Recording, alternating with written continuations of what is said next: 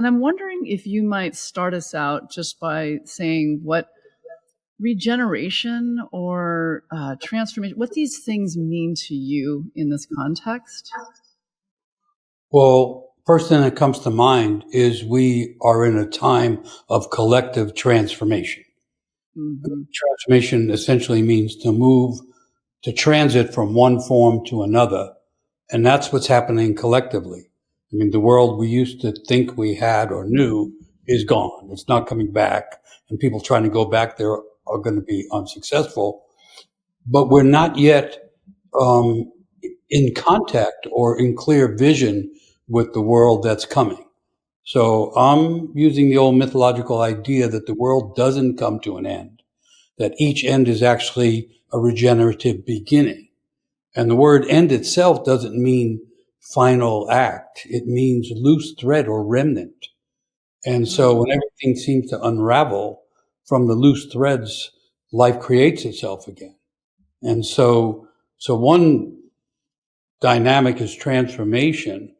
The other thing that as someone who studies mythology, I'm totally paying attention to is recreation.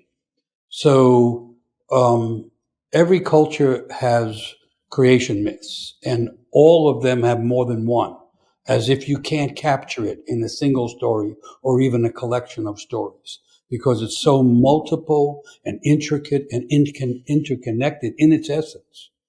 But in the studying of creation myths, I realized they're all recreation myths.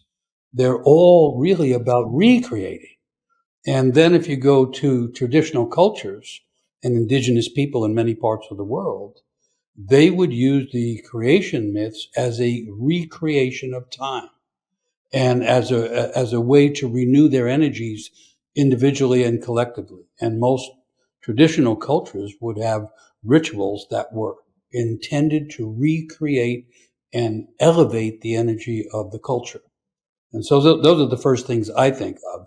And maybe to add one other thing, we're between the world that's disappearing and was unsustainable and the world that hasn't fully appeared that hopefully becomes much more sustainable and more than sustainable.